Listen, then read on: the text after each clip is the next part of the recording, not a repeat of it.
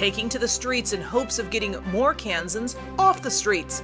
Plus, taking the fight over Medicaid expansion to the voters. What do those caught in the gap think? And a growing problem with drugs is leading to more violence. The warning from Sedgwick County could apply across the state. And that's what we're talking about right now on Kansas Week.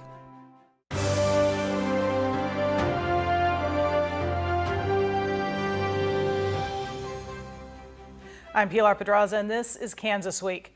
2 deputy-involved shootings in 2 days, one of them deadly.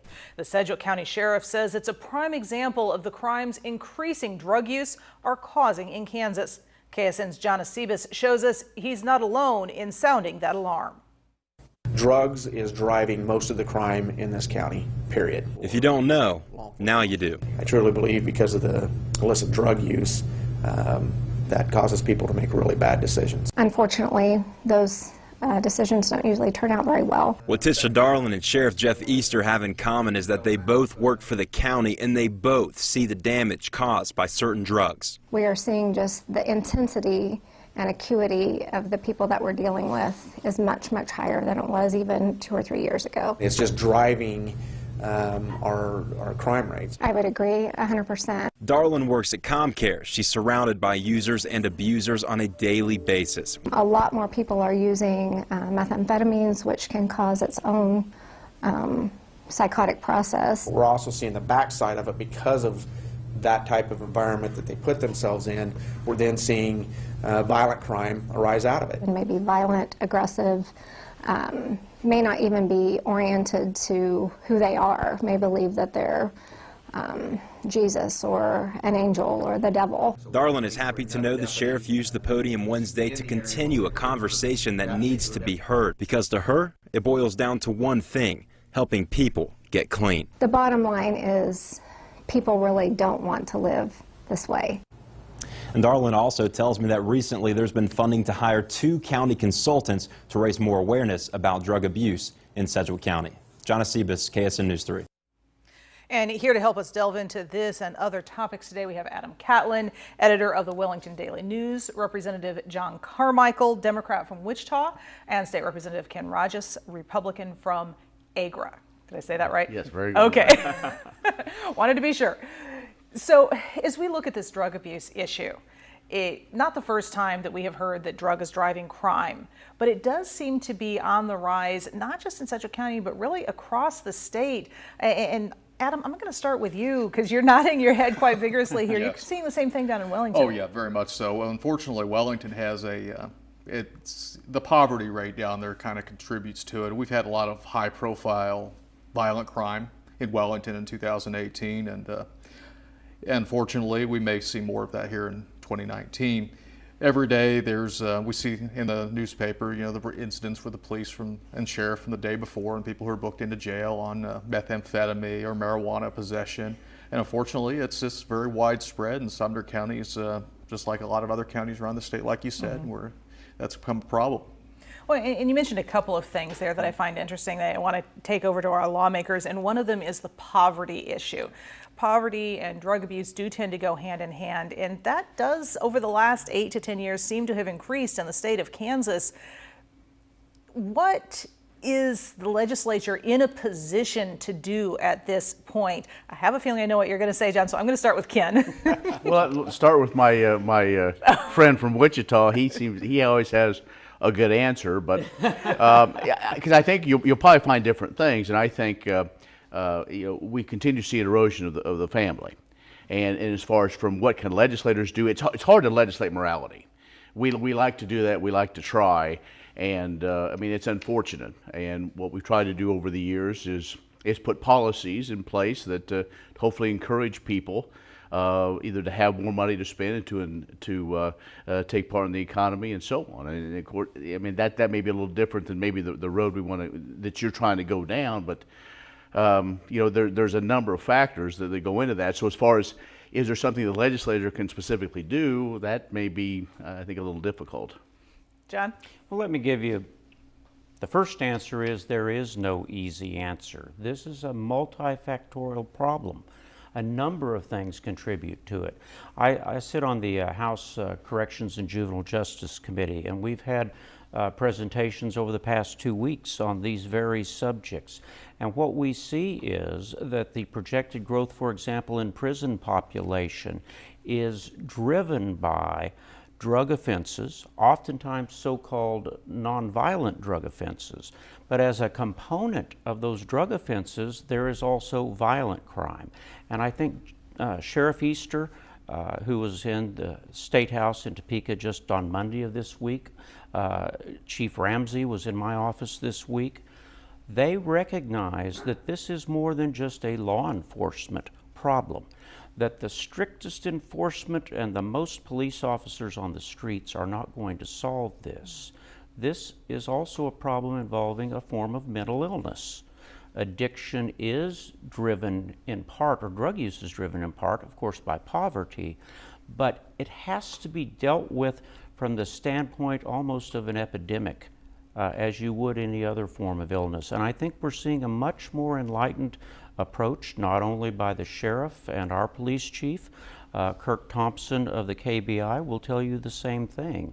And so what we're trying to do is to find a way to move the money that would be spent in the future on incarceration, which does not make anyone well. In fact, it makes people worse. And try to direct those types of funds to prevention, education, and treatment. The final thing I'd want to add is we hear a lot about OxyContin nationally, but what we're being told by the experts in Kansas is methamphetamine is what is driving this. And we have to deal with this as the epidemic that it is. Okay. Well, in talking about it from that health aspect, the methamphetamine, but all the rest, as you said, a mental health issue. And I've had kind of that same conversation with both Sheriff Easter and Chief Ramsey. And that was their big concern, is we need more in the way of mental health. And yet we've had the entire episodes of Kansas Week devoted to the lack of resources in Kansas. Certainly, I know once you get outside of the major metropolitan areas, that's an issue. Yes, it is. Right. I'm agreeing with you totally there, especially in Wellington. It's like I said, the poverty rating down there, it's high, and it contributes to a lot of where there's a lot of not very high-paying jobs in the area, and that people it just kind of leads to the crime level that it's at. It's just the economy is not the greatest there, and like you said, it's a problem. Well, as we're looking at the mental health issue, trying to get more treatment options out there is certainly something that the legislature has concentrated on. The largest, I believe it's fair to say, the largest mental health facility in Wichita is the Sedgwick County Jail. Mm-hmm. And Sheriff Easter has said a great number of those people are there in what's known as pretrial detention.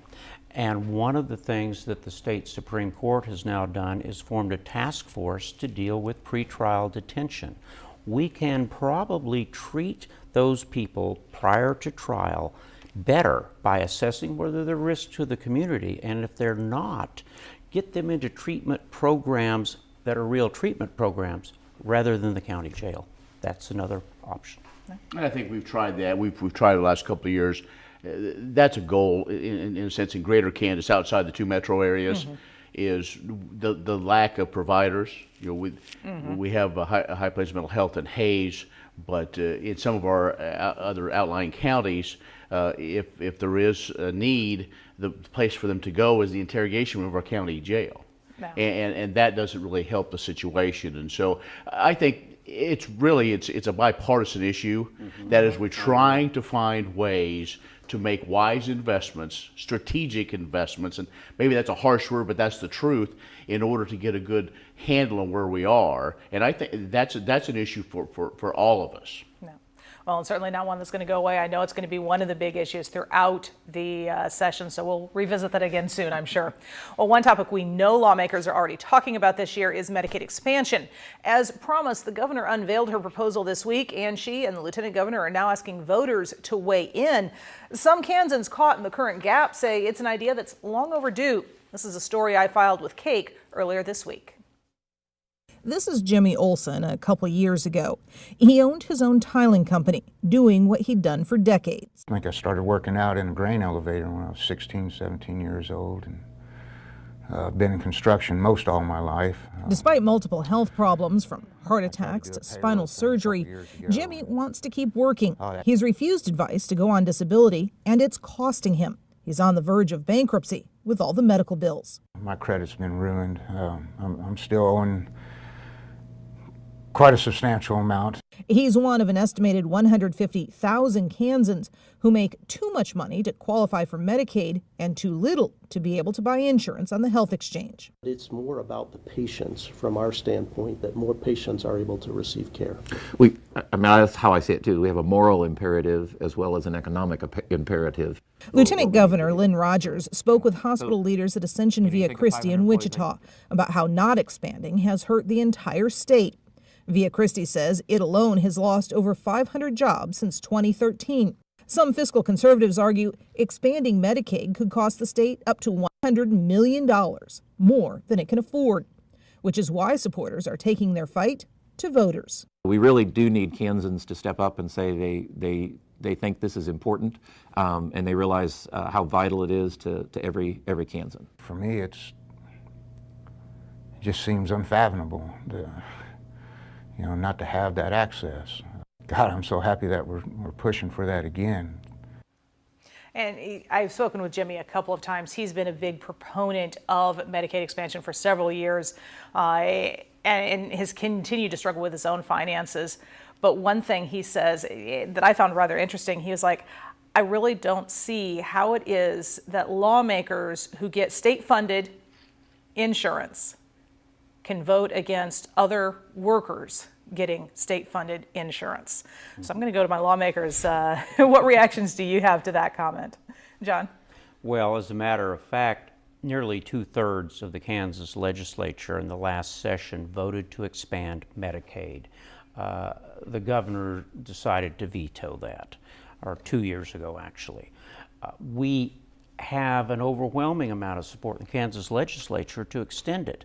But the difficulty that we have, quite frankly, is that Republican leadership, my friend the Speaker, the Majority Leader, the President of the Senate, they all seemingly oppose this Medicaid expansion. The number $100 million in cost, that is not at all the number. In fact, what we were told even by Governor Brownback's budget director and Department of Revenue was this would be revenue positive for the state of Kansas for the first year or two. Now, at some point, there does begin to be some price, but the complaint that I hear from the Republicans is, what would happen if the federal government decided to no longer fund Medicaid expansion? Therefore, they don't want Kansans to have that treatment now. They don't want Kansas to have that employment now, and we have frittered away more than $3 billion in federal tax money that would have come here, that instead we pay in Kansas to go somewhere else. It makes no sense. I think this has become a very hot-button political issue. It's health care, whatever word you want to use, the Affordable Care Act, and everything else. I am one that has been opposed to this since the beginning. I appreciate Mr. Olson's story. I wish there was, there are some situations where it doesn't work, and those that can't have it. It looks like with the makeup of the legislature, if it comes to the floor, it may pass. The House and the Senate, Governor Kelly said, said she signed it. The bill is out there, primarily what was there a couple of years ago. And so, again, my concern is right now the alleged costs are $14.2 million for a half a year, could be 28. We don't know. We don't know folks from Missouri and surrounding states. We do know Nebraska passed it last year in the election, but we don't know how they're going to pay for it. My concern from the beginning, since I've served in the legislature, is come with a true plan of how it is paid for, so we don't have to go back to the counties and raise property tax. Now, I say that and people go, well, what do you mean? What tax are we going to raise? I don't, that's the thing to help pay for it. So in the hospitals, most hospitals that I represent are critical access hospitals. Their reimbursements are different than what would come from this Medicaid expansion. And so for all this, it might help them very little, but it wouldn't keep them open. The hospitals, the two that have closed, and the situation around here in Hillsborough, that is more than Medicaid expansion would not save them. Would not, it may prop them up for a little bit, but in the big picture, is that really the way we want to go? We'll see where the legislature is and see where we go. All right, and we will.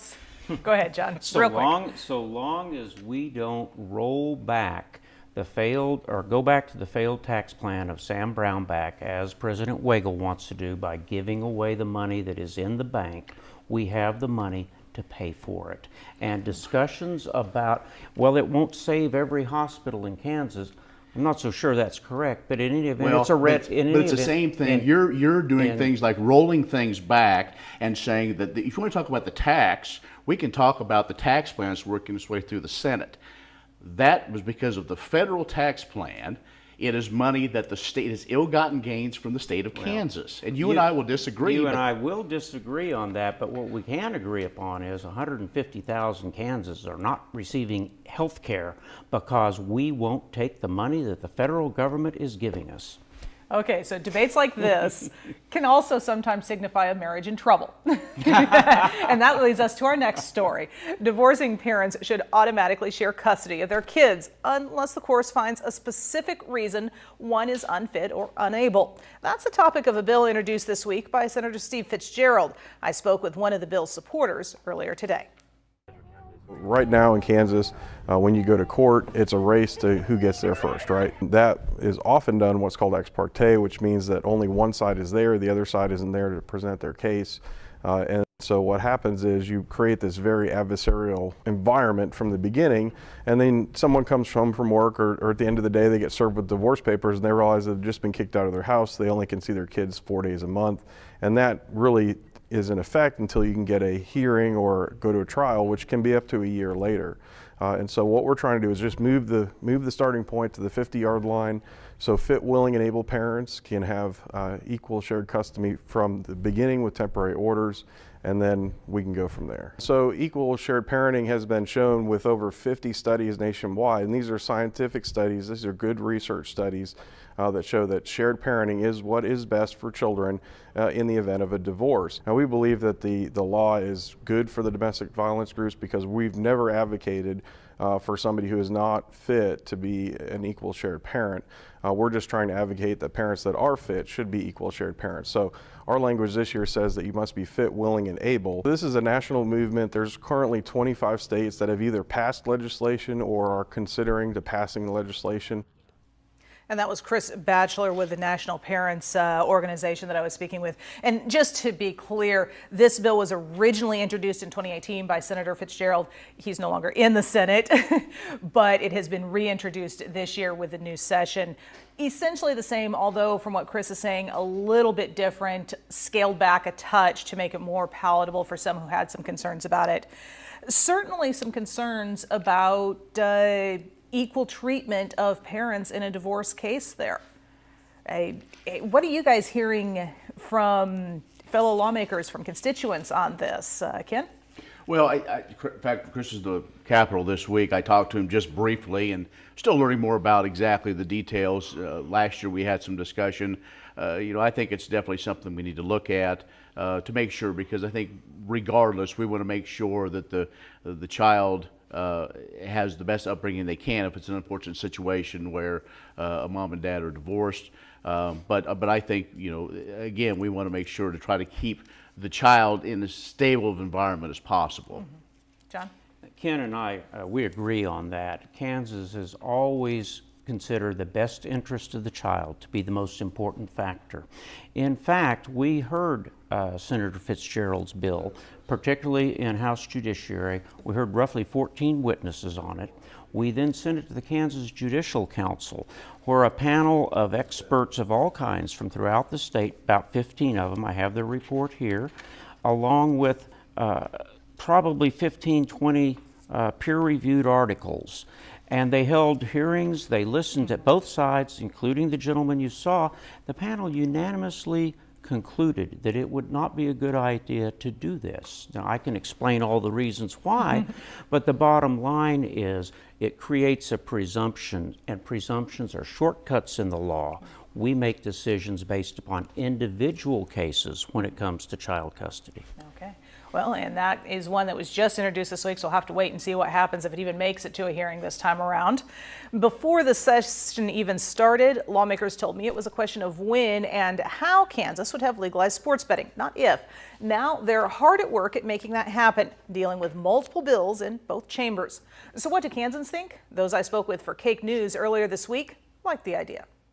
We used to have a pool we used to do for usually NFL. I don't really know a whole lot, but I mean, they pretty much gamble on stats and whatnot. What exactly is sports betting? It's being able to place bets on the outcome of a game, like the recent AFC Championship, even on who will make the next touchdown. Historically only available in Las Vegas, the U.S. Supreme Court now says all states can legalize and regulate it. Kansas lawmakers say our state should be one of the first. We want to be there first. You want to be able, in Wichita, want to be able to have it before Oklahoma does. I'm from Johnson County. We want to be able to have it before Missouri does.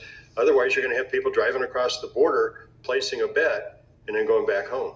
Representative Jan Kessinger introduced one of 3 bills that aims to do just that, but says no matter the version, the idea needs a lot of refinement before it goes up for debate on the House floor. It's very complicated, and it's going to take a lot of work to go through it. Kansas voters I spoke with say they see a financial benefit to legalizing sports betting in Kansas, something they believe Kansas needs. I mean, the schooling always needs more money. Teachers always need more money. And I think if we use the money the right way, I think it's a great idea. While the amount could be anywhere from $5 million to $75 million in additional taxes, Kessinger says the plan could also benefit local business owners. It would drive a lot of business to sports bars where people go in, they're placing bets, they're involved in watching the games, staying longer, ordering another appetizer, another beer.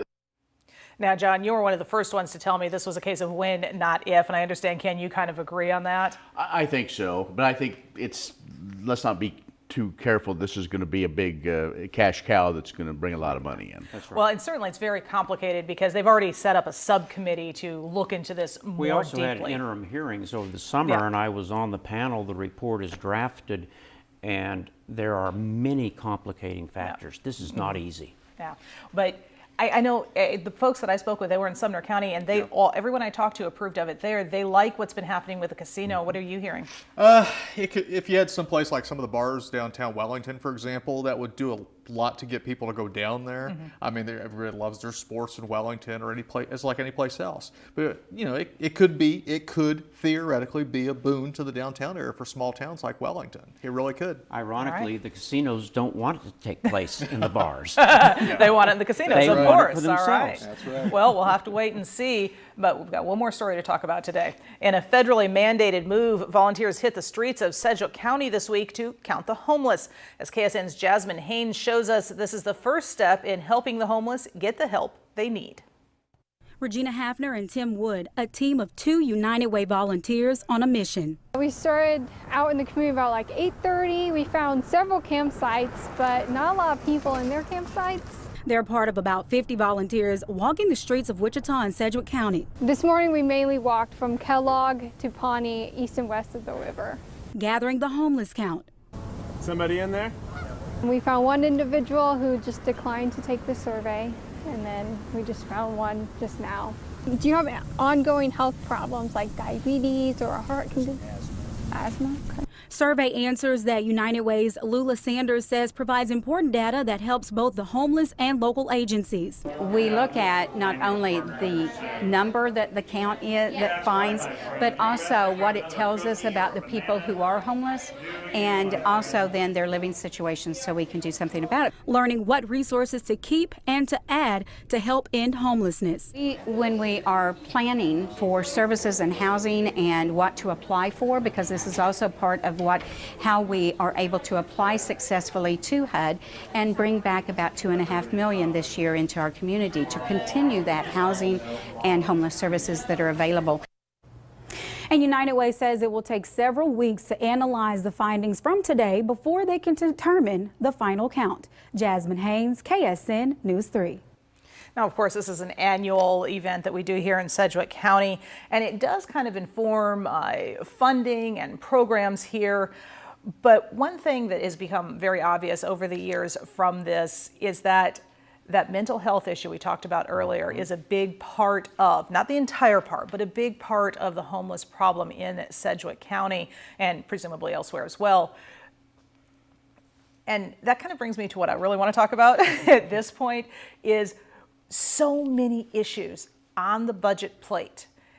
Today, on Friday, getting the news that we missed budget estimates for this month, raising some uncertainty about where Kansas is at. I think it was missed by about $49 million. Correct.